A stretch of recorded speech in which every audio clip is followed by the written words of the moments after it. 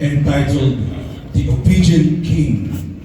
Please welcome Brother Boboy Santos.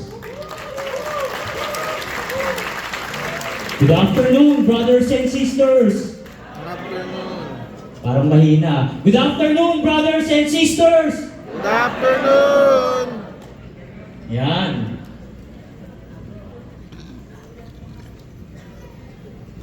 Do you have a good lunch? Yes. For those who were satisfied and enjoy their food, please give a clap of praise to God, please.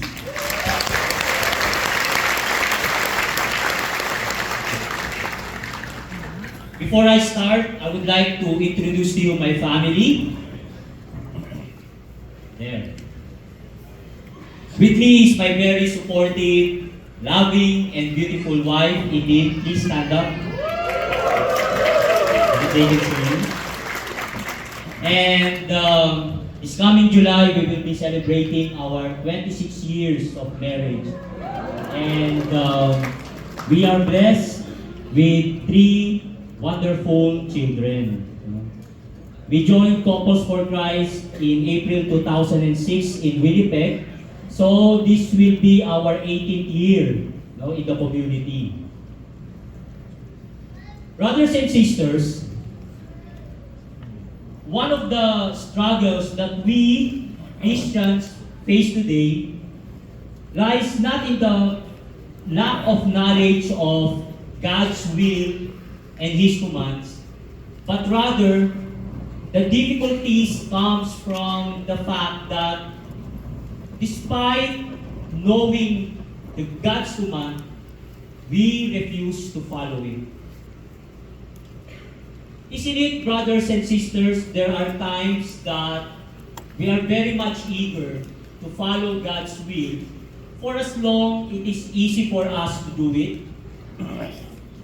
Or we become selective. We only select commands that it is easy for us to do. Or when it is within the boundaries of our comfort zone, that's the time we follow God's command. But if it requires pain, it leads us to self-sacrifice, or if we step out of our familiar path, then we abandon it, or we step away from it. This is sound familiar, brothers and sisters? Okay. We cannot say we love God and not follow His will, nor keep His command. Or sometimes, brothers and sisters, we get stuck on delighting on His word, but we don't show it on how we live our lives or on the choices that we make. However, if we call ourselves Christians, especially Catholics, and members of Couples for Christ, our identity is more than that. We need to put God's words into action. St. James, on his letters, he exhorts all of us to be both hearers and doers of God's word. So who among us here are both hearers and doers of God's word? Please raise your hand. Both hearers and doers of God's word. Okay lang? Pero may nagtataas pa rin, Si Santo pa. Let me rephrase the question. Okay? Who among us here are both hearers and doers of God's word all the time? All the time.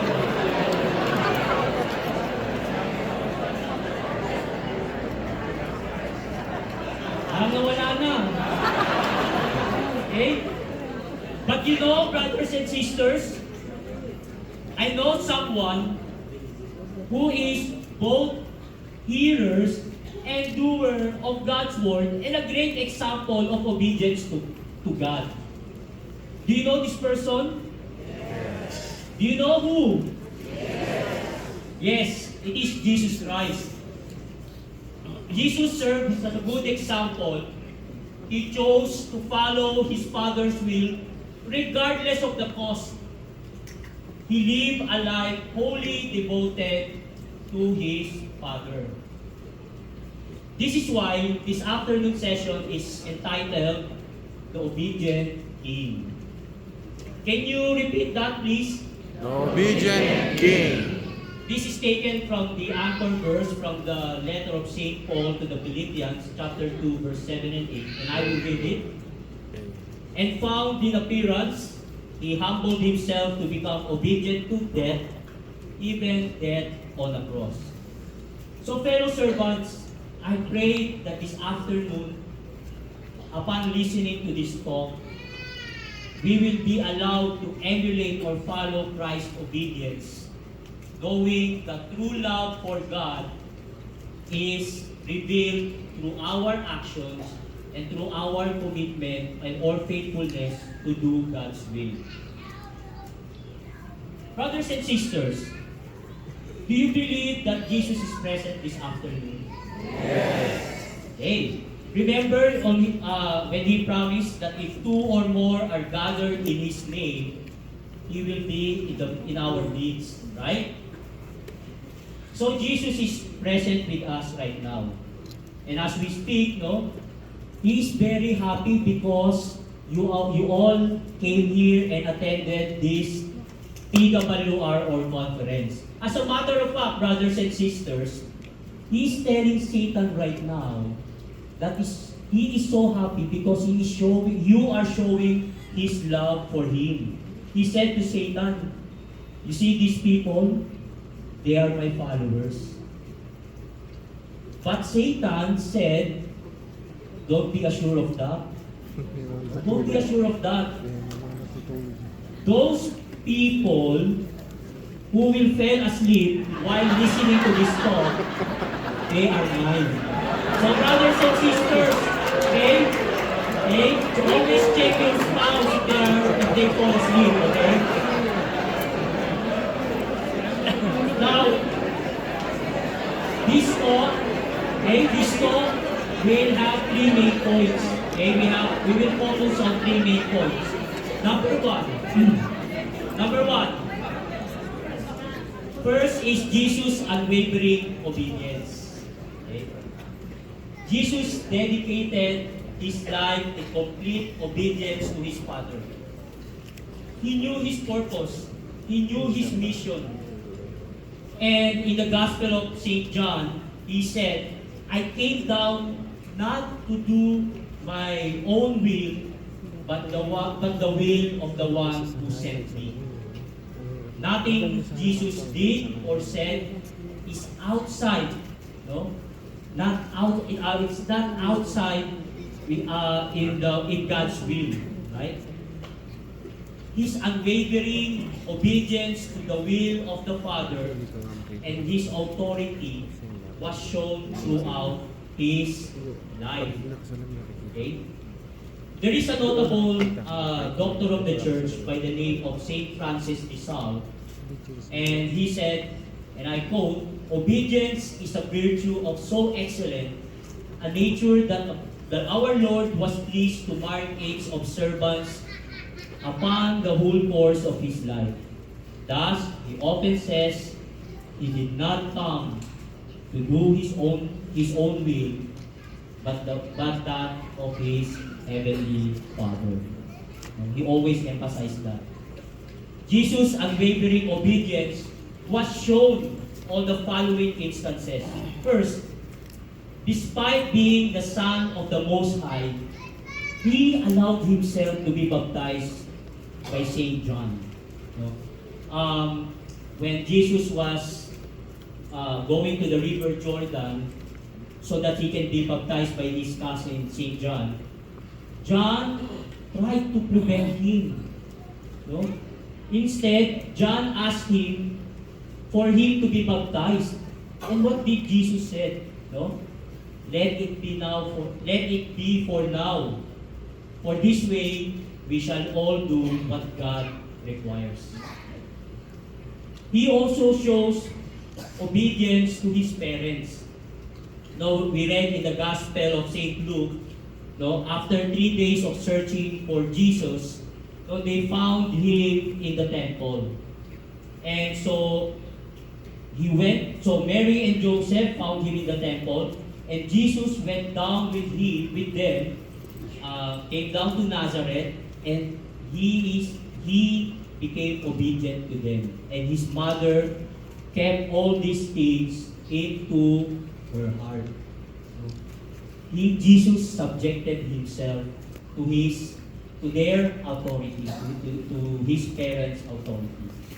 Now, even Jesus' response when he was asked about paying taxes, his response to the question about paying taxes emphasizes obedience to civil authority when he said, "Pay to Caesar what is due to Caesar." However, he also reminded that everything here, even the highest praise belongs to God when he said, "And give to God what is due to God." In everything he did, Jesus exemplified complete trust and obedience. Every word he spoke, every action that he took, aligned perfectly with his Father's will. Not once did he step outside of God's will. Jesus lived a life of complete obedience to his Father.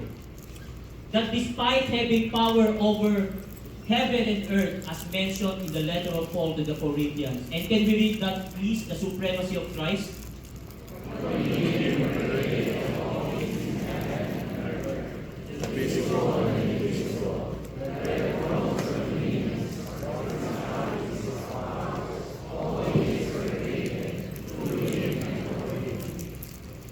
Brothers and sisters, Jesus Christ chose to humbly submit and honor his Father's authority.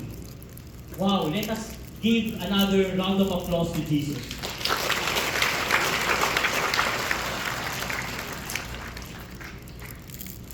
The following, the one that you will see on your screen are some of the instances from the Gospel of John that would show Jesus' steadfast obedience to his Father. In his most sorrowful and desolate moment, our obedient King demonstrated his complete obedience to God and his will. Let us watch this video.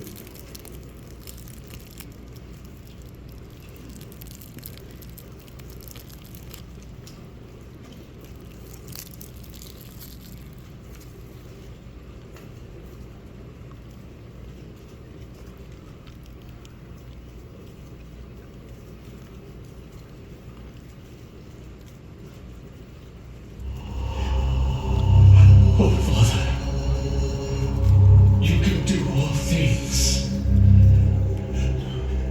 Let this chalice go from me. And let your will be done. Let your will be done, not mine.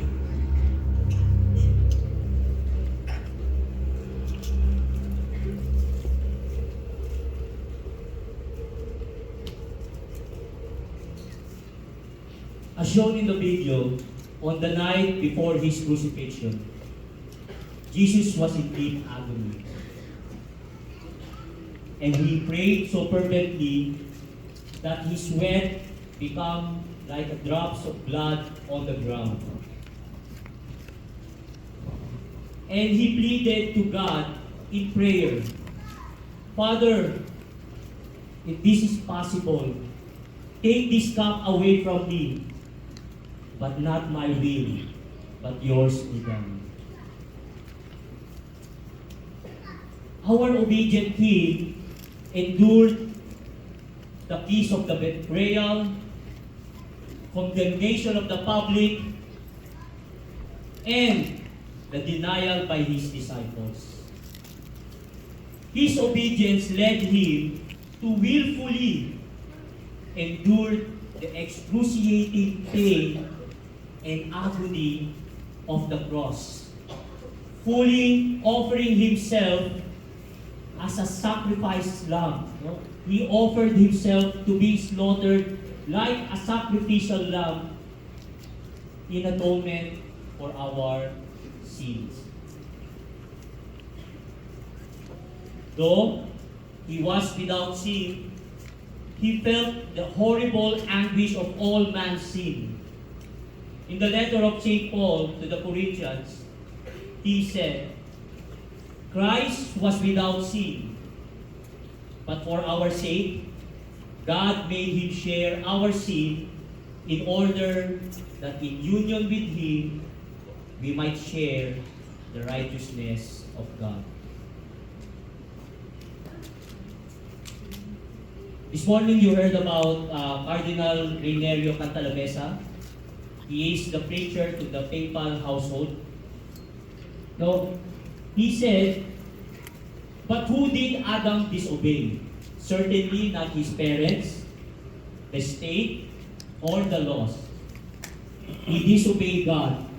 At the origin of all disobedience is disobedience to God, and at the origin of all obedience is obedience to God.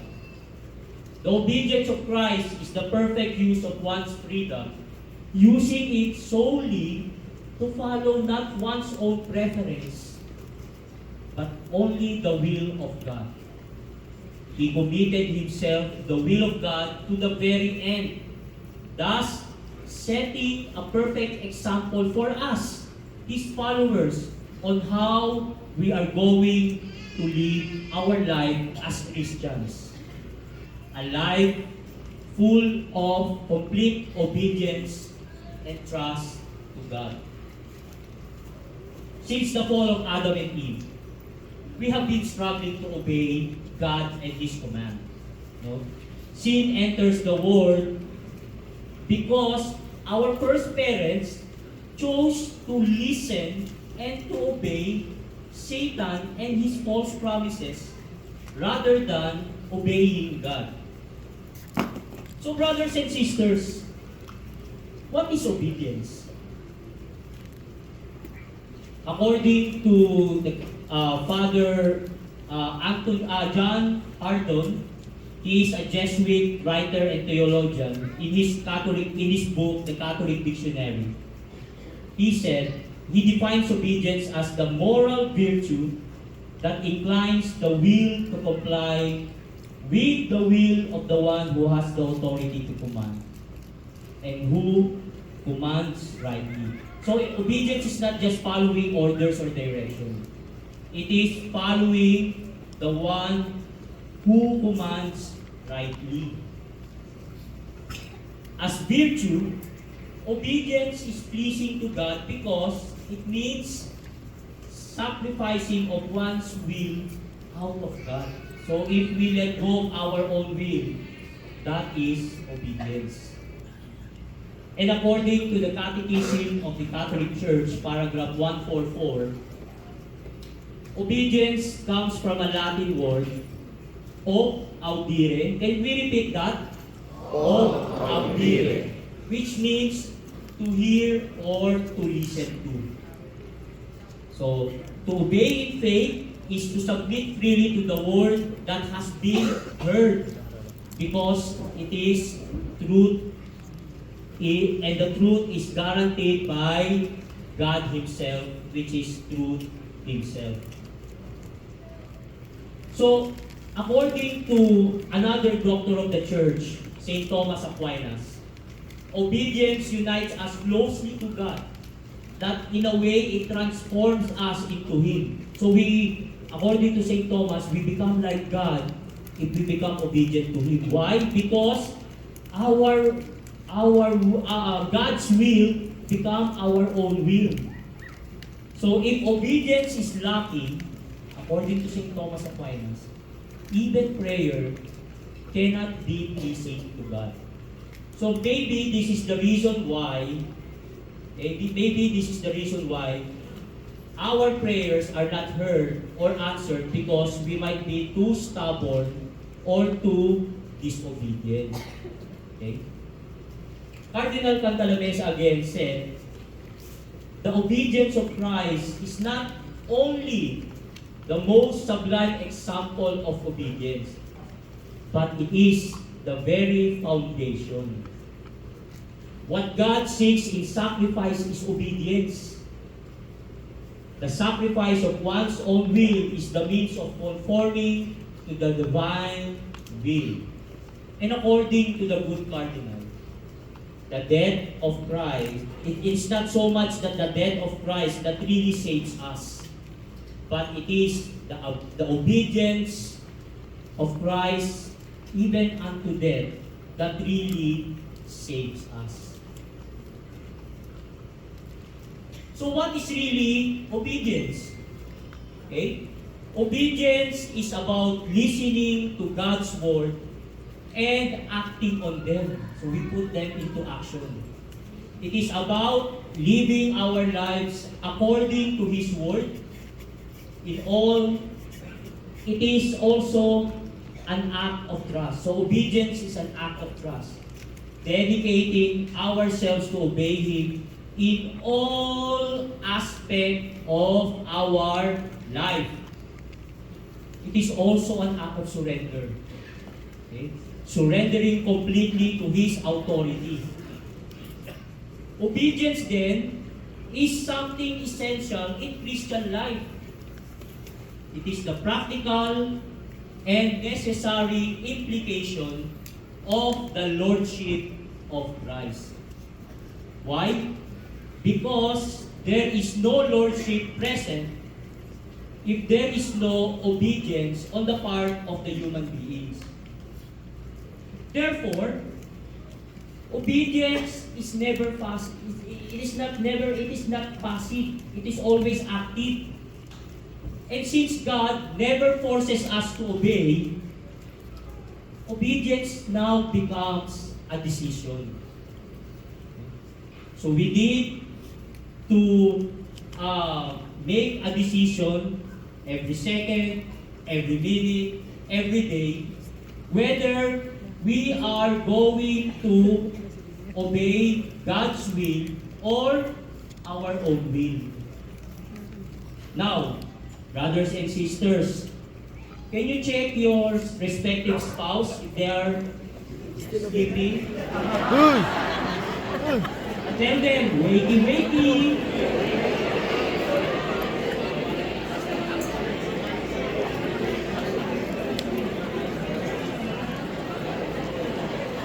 Okay, so I think they're awake now. Our obedience is rooted in our baptism. No, in our baptism, we are dedicated to obedience and have given the universal call for holiness. And since holiness requires obedience, we were given in our baptism the call to holiness, and therefore we can say that there is also a universal call for obedience. So this leads us to the second point. No, the first one is, what is the first point? Unwavering obedience. No? Second is, your will be done. Okay, we repeat that again? Will be done. Not despite knowing the unimaginable pain and suffering which is about to come, Jesus still chose to obey and place His total trust to His Father's will. We are also called to emulate Christ's obedience and His total surrender of His will to God. However, our journey to obedience is not always easy. It is often filled with obstacles that challenge our obedience to God. You know, before Jesus began his public ministry, the Spirit led him to the desert for 40 days. There, he was tempted by the devil. The devil tempted him to deviate from the way of humility and obedience. Pope Francis commented on the Jesus threefold temptation. And Pope Francis said, the tempter seeks to divert Jesus from the Father's plan. That is, from the way of sacrifice of the love that offers itself in expiation, to make him take an easier path, one of success and power. And the devil, in fact, to divert Jesus from the way of the cross, he sets before him false messianic hopes. Now, Bishop Robert Barron, or Bishop Robert Barron explained that the temptation faced by Christ in the desert represents the three fundamental distractions of God's intended path for all of us. It is only by letting go of these obsessions that we can say that we can truly serve God. And what are these three obstacles? First, pleasure and privilege. Can we repeat that, please? Pleasure and privilege. When we focus too much on having comforts and conveniences, we sacrifices our faith and set aside the more important thing in life. Because of our status, whether in the community, whether at work, or whether in the society, we are faced with the temptation to expect special treatment from others. Is that correct, brothers and sisters? We tend to see ourselves as people with privilege and special rights. When we become top leaders in our area, instead of being a servant, some of us develop what we call a sense of entitlement. Right? No, some would say, oh, it's okay to be late. Anyways, they will reserve a seat for me. Right? How about attending our face-to-face or in-person chapter prayer assembly or chapter teaching? No, some of us would still ask, brother, can I get the Zoom link? Can we just attend online because the venue is very far from our place? Or even attending our own household prayer meeting? Brother, can we just do our household prayer meeting online? The weather is not good, it's slippery outside. It's stormy, no? It is snowing very hard. It's raining very hard. How about our obedience in using the OGD?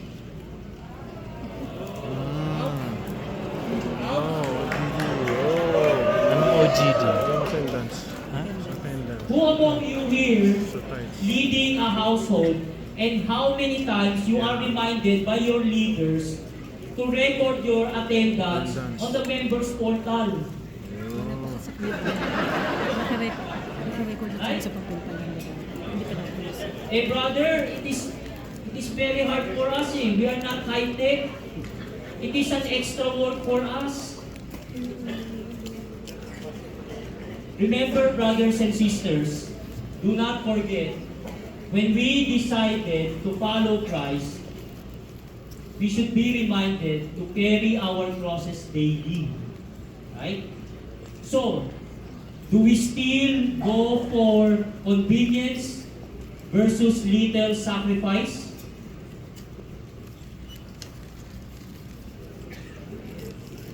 At this point, brothers and sisters, I would like to call our sharer, Brother Gary and Sister Nora Nunez.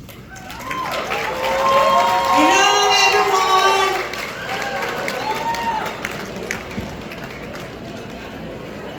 Hello, CFC Western Canada!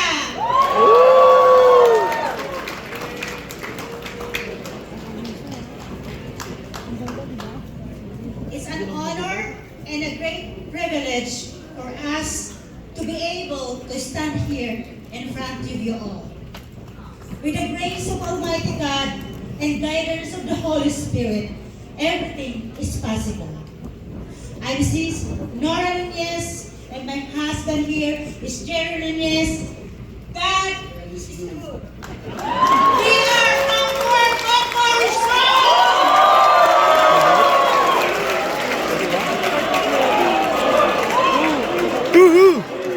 By the way, before I start our sharing, I would like to ask permission from Papa to allow me to speak on his behalf. While he is beside me,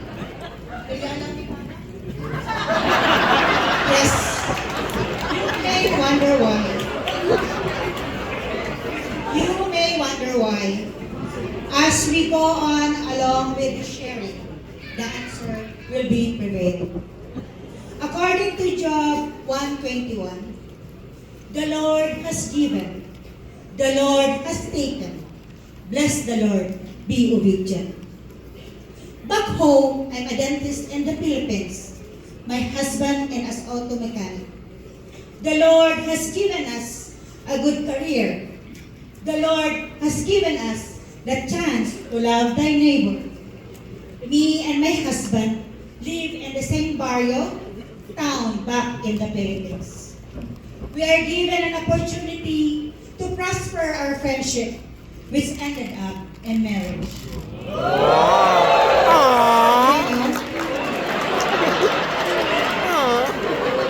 The Lord has given us a great blessing with our two daughters, Farah and Francia. During the time of economic crisis in the Philippines, most of the people cannot afford to go to the dental treatment, which affected my profession.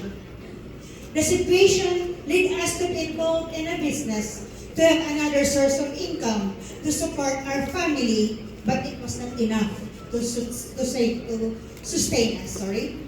Indeed, God's plan is better than ours. I then decided to work outside the Philippines, to go abroad, as we say it back there. One day, my cousin from Hong Kong visited me, which surprised her that I was not practicing my profession of dentistry anymore. She was hesitant to help me at first because she thought that it would be difficult for me to do work as a domestic helper in Hong Kong, as she knew that I don't do houseworks because it's Papa who do all the works. She was in doubt to help me, thinking that I would be away for 2 years from my two daughters as well to forget my profession as a dentist. Eventually, my persistence and a good reason that I to support my family, I was able to convince my cousin to help me. My work in Hong Kong lasted for 6 years. I was planning to go back home for good to rebuild my dental practice in 2004. But in January of that same year, I received a call from my cousin Ate Sarah Marquez, who was working then as a nanny in Fort McMurray.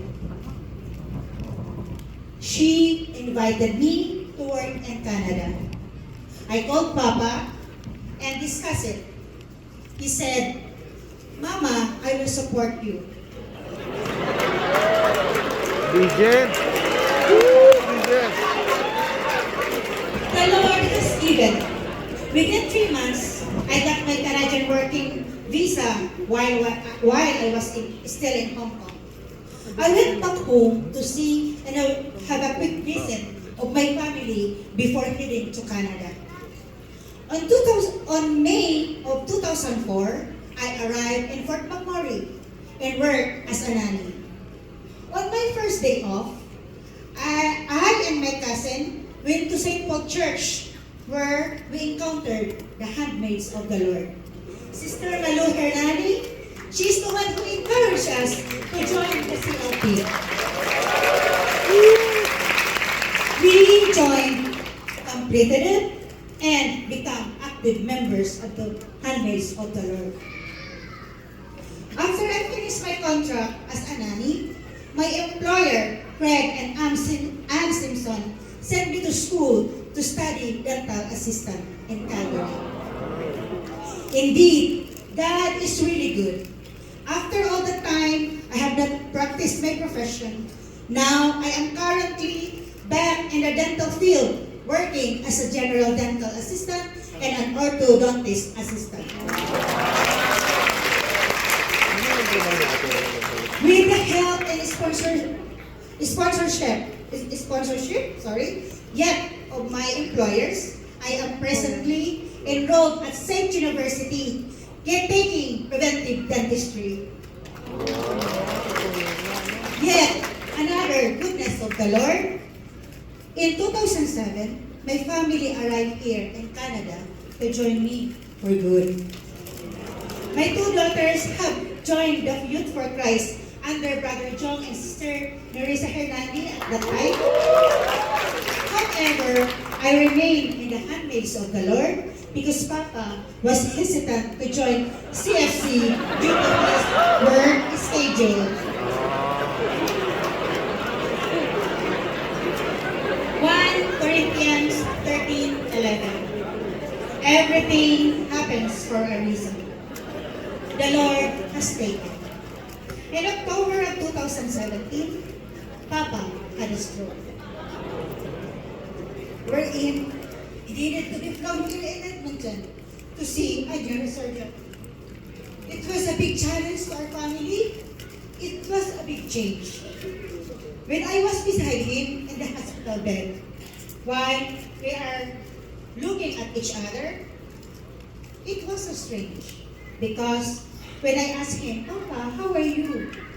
He did not respond because he lost his memory, he lost his speech, got paralyzed and bedridden for 3 months. Within those moments, I realized that I needed to do the role of an obedient wife, to take care of him and to be able with Papa at the University of Hospital here in Edmonton. While leaving my two daughters, who are in high school that time, to stay with my cousin in Fort McMurray.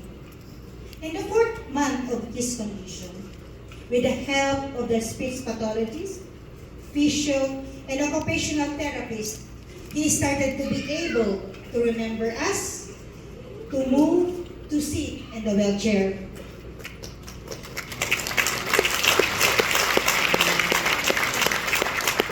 With Papa's condition, I failed to be involved in the CFC community activities for a while. However, I continue to encourage my two daughters to keep their involvement with the Youth for Christ to Single for Christ. Through the healing power of God and prayer and support from the CFC Fort McMurray and the whole community of Couples for Christ, Papa eventually recovered from his stroke.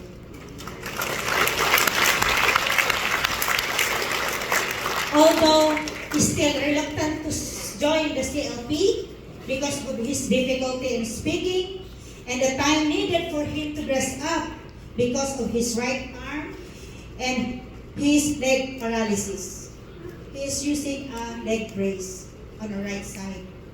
One day, while driving home from the Holy Mass, I was telling my two daughters to take care of Papa from at home because after lunch, I'm going back to the church to attend the CLP. When I was supposed to leave, Papa asked me, "Why in a rush, Mama? Where are you going?" I answered him, "As I told you, Papa, I'm gonna go back to St. Paul Church to attend the CLP. Then out of the blue, he told me, can I come?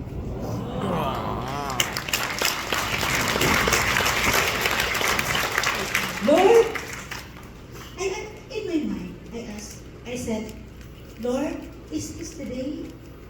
I hurried down to my knees to put my shoes on while I was in tears of happiness.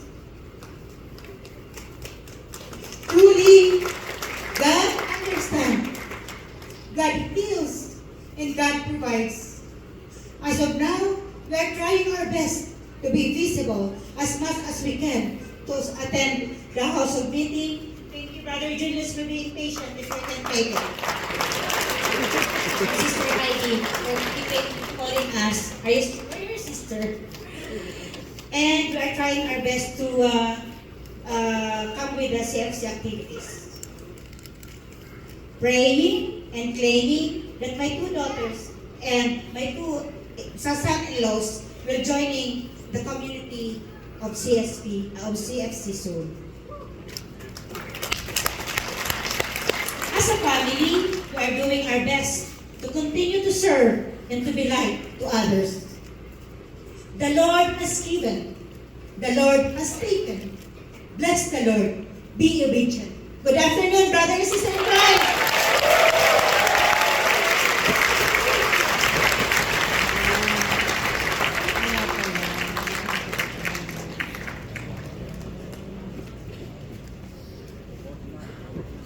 Thank you, Nunez couple, for sharing your life with us. Now you would see there that in spite of being inconvenient because of the medical condition of Brother Greg, Sister Nora still chose to serve in the Christian Life program.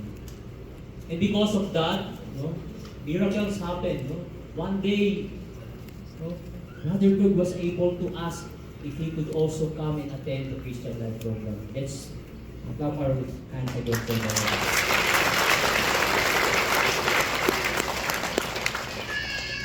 So the second obstacle is power. This is about worship of position and statue. The desire to be first and the last for power. During the Last Supper, an argument broke out among the disciples. This is regarding who among them is the greatest. Brothers and sisters, imagine if that happened to the disciple. What more in our community? In the different governance level of CFC, or even in the top leadership in our area. Sometimes there is a power play. To all CFC leaders, please reflect on this. Do we expect ourselves to be always the leader or the head? Okay. There are some who clings to the position, and if they are given a new assignments, they think they are demoted or they are downgraded. Brothers and sisters, there is no such thing as demotion or downgraded in CFC. When you are given a new role or service assignment, God is just giving you a new opportunity to serve Him in another way. Do we form,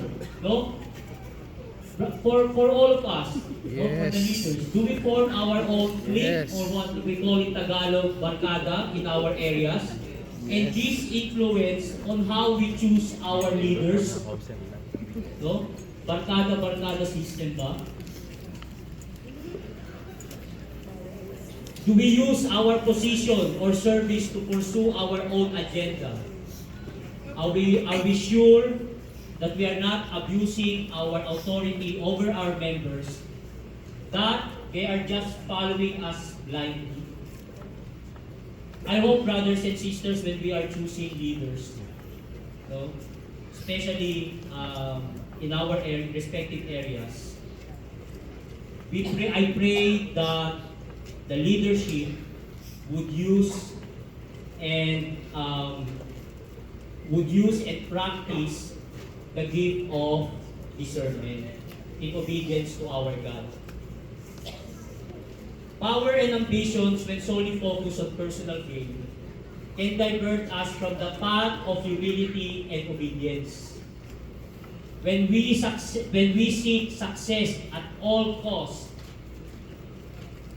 we can be easily compromise our values and disregard the needs of others. When we serve and do things in a hidden agenda, we become absorbed with honor and our own reputation. Now, the third and the last obstacle is pride or vainglory. Can we read that, please? Pride or vainglory is glorifying your vanity. Okay? Saint Gregory the Great, another doctor of the church, refers to pride as the queen of all sins when he said, "For when pride, the queen of all sins, has fully possessed the conquered heart, she surrendered it immediately to the seven principal sins." Pride causes us to turn away from others and make ourselves the center of everything, leaving no room for others and even no room for God's guidance. Okay? It makes us to see ourselves as perfect and self-sufficient. The desire to be applauded, to be recognized, to be exalted, to be glorified. When we want to be seen and admired by everybody, pride leads us to see ourselves as superior and better than the rest. Okay? If we serve because we wanted to be recognized, brothers and sisters, you are serving for a wrong purpose. Okay? How many leaders and members that we know that when they are not recognized, become inactive or worse, left the community? Right? How many of them? Pride is perhaps the most significant hindrance to embracing Christ's humility and obedience. It is the belief of self-sufficiency and the reluctance to submit to God's will, and it blinds us on our own shortcomings and keep us from recognizing our need for God. We always rely on our own. Brothers and sisters, I hope after this retreat or after this conference, you can ask your respective spouse if pride manifests in your lives. Or better, ask your household leaders for a one-on-one or two-on-twos and ask the same questions. Another point of reflection. Can we still obey even if it hurts inside? Yes? But it's very hard. Are you sure you can still obey even though you are hurting inside? Wow. For me, brothers and sisters, it is very hard to obey. No, remember when I was appointed as a chapter head in Winnipeg, when in just my 5th year in the community. And there are lots of seasoned leaders, especially the unit leaders in our chapter, who doubted me. They always questioned my decision, my plans, especially when I implemented the unit CLP instead of a chapter CLP. There is always tensions whenever we do our service meetings. And I only got their full support and cooperation when they see the fruits. No? Members who normally don't serve in the Christian Life program start serving. The membership grew. We opened CLPs to new parishes where there is no CFC presence before. And it doubles our membership, and because of that, we created a new chapter. However, I am always being called by our cluster head. I always joke about it. That I am always called in the principal's office. Because of my out-of-box ideas and the changes that I am implementing in the chapter. And my cluster head doesn't always agree with me.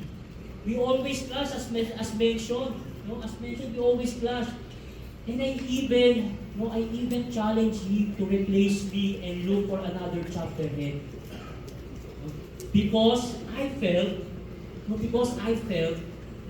that my efforts and ideas were not appreciated in spite of what our chapter achieved. I cannot see his wisdom. All that I can see is he always admonished and corrected me. Where in fact, I am doing good. No, let me correct that. I am doing great as a chapter head. I was blinded by these achievements, brothers and sisters. I felt I am much better than my cluster head. I have too much pride in me. So I am hurting. That's why, because it is very hard for me to obey. In Tagalog, naging pasaway ako during that times. But brothers and sisters, little did I know that God is teaching me the virtue of humility. It is very hard, brothers and sisters, if you are hurting and you want to obey, especially if you are not appreciated because of pride. Pride would always make us think that we are better than others. It takes a lot of one-on-one and the prayer of my cluster head before I realize that I need to learn this virtue. And I honor my former cluster head for not giving up on me, for his patience, for his resiliency. You know, brothers and sisters, I am still a work in progress. And sometimes, pride would still get the best out of me. Just ask my NC brothers every time we have our NC meetings. No? Brothers and sisters, let us make a consensus and deliberate effort to follow God, even if it doesn't make sense. Remember, Abraham, he was told by God to leave his place and go to a foreign land. Noah was mocked and jeered when he was asked to build an ark. All these, brothers and sisters, doesn't make sense. But because of faith and trust in God, they chose to obey. How many times, in our adolescence and self-discovery years, that it is very hard for us to follow our parents. During those years, we always heard, mothers knows best, but we don't follow our mother. Okay? How about the dilemma of our brethren who are working in the medical field? Who are working in the medical field? Please raise your hands. I honor you, brothers and sisters, for those who are working in the medical field?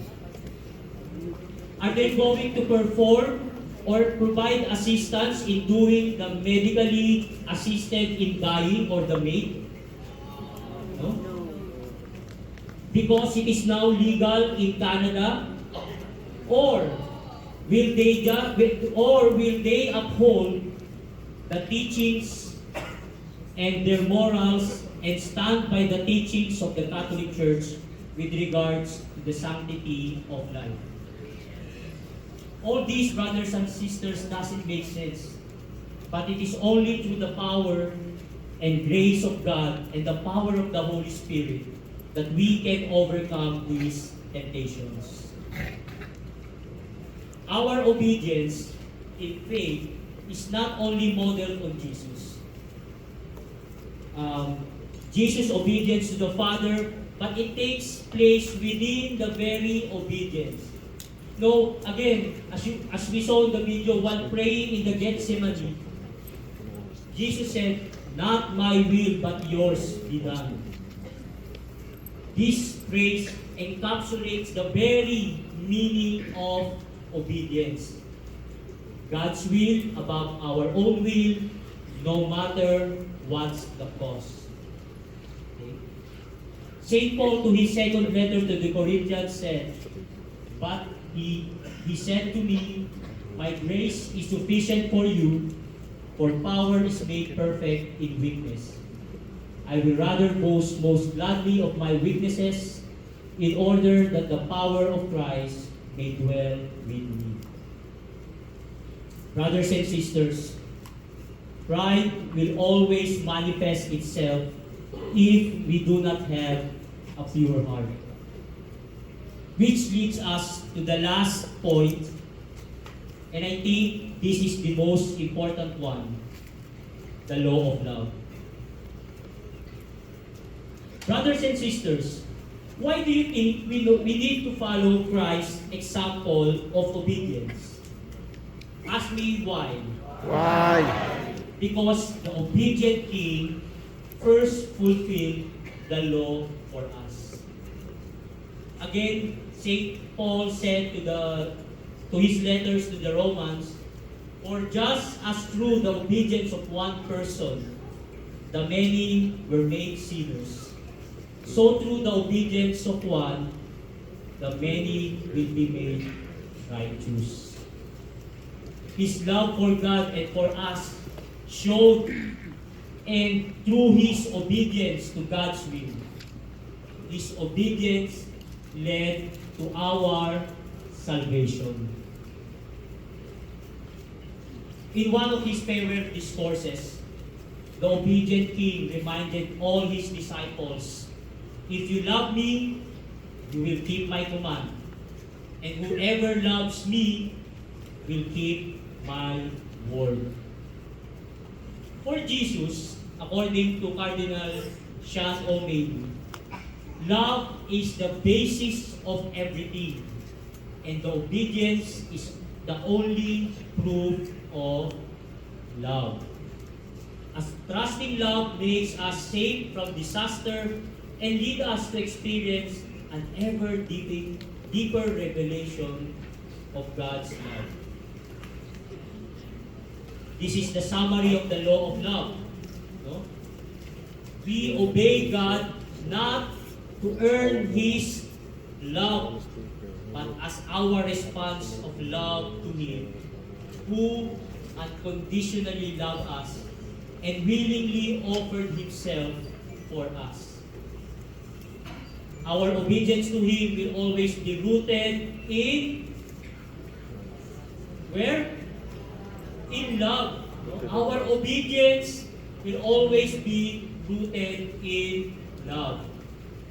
Saint Ignatius of Loyola said, it is not hard to obey when we love the one whom we obey."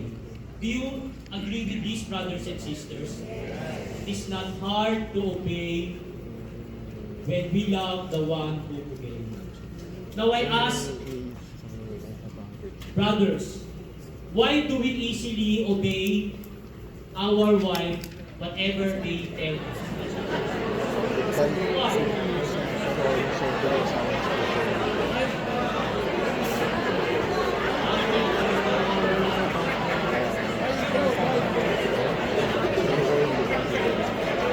It is not because we are afraid of death or we are nakusa. Sawa. We love them. We do that because we love them, and obedience is our way of showing our love to our wife. Yeah. Now, wife, this is the time you will kiss your husband. Okay, kiss your husband.